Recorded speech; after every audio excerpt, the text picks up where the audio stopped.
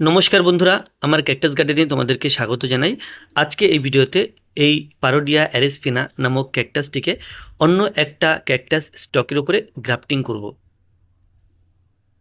আমার ক্যাকটাস বাগানে আমি খুঁটিনাটি যাই কাজ করি না কেন সেটাই তোমাদের সাথে শেয়ার করি, কখনো শর্ট ভিডিও বানিয়ে আবার কখনো বড় সাইজের ভিডিও বানিয়ে। তো যে মাদার গাছটি দেখতে পাচ্ছ এটা অলরেডি আমি একটা স্টকের উপরে গ্রাফটিং করেছিলাম এপ্রিল মাসে। তো এখন হলো প্রায় 3.5 মাস, 3.5 মাসে তাতে বাল্ব তৈরি হয়েছে। এই বাল্ব নিয়ে আমি নতুন একটা স্টকের উপরে গ্রাফটিং করব। কেবলই গ্রাফটিং করব না, গ্রাফটিংয়ের সাথে সাথে গ্রাফটিং করার পরে অন্য কোনো ভিডিওতে তোমাদের আবার দেখাবো যে এটা কতটা সাকসেস হলো এবং সাকসেস হওয়ার পরে তার চেহারা কেমন হলো। অর্থাৎ এর পরবর্তী কোনো ভিডিওতে গ্রাফটিং করার পরে আপডেট তোমরা অবশ্যই পাবে। আমি যে স্টকটা ব্যবহার করছি এখানে এটা একান্ত সিরিয়াস নামক একটা ক্যাকটাস।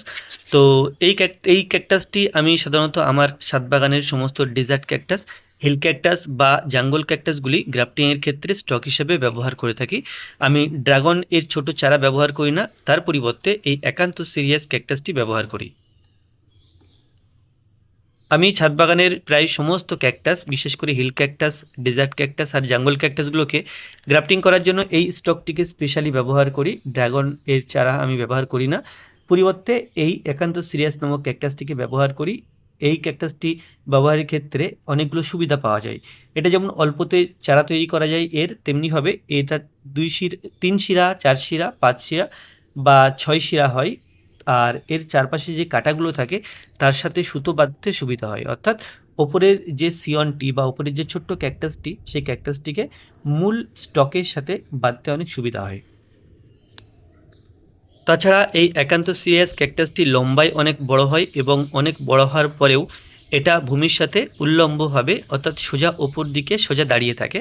এই জন্য যে সমস্ত ক্যাকটাসগুলো নিচে ঝোলে, বিশেষ করে রেডটেল ক্যাকটাস বা মানকিটেল ক্যাকটাস, এই সমস্ত ক্যাকটাসগুলি যদি এই লম্বা স্টকের ওপরে গ্রাফটিং করে দেওয়া হয় সেগুলো বৃদ্ধি পাওয়ার পরে খুব সুন্দর দেখতে লাগে।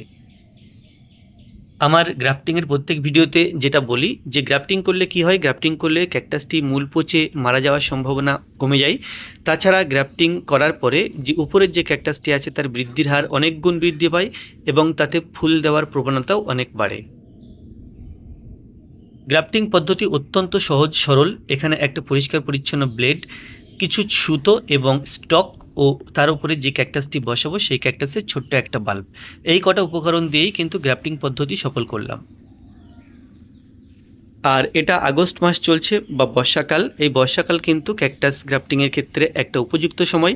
এই সময়টা পার হয়ে গেলে তুমি শীতকাল চলে আসবে, তো শীতকালে তুমি কিন্তু ক্যাকটাস গ্রাফটিং করতে পারবে না, কারণ ওই সময় ক্যাকটাসগুলো ডরমেন্ট অবস্থায় থাকে, অর্থাৎ এর বৃদ্ধি কম হয়।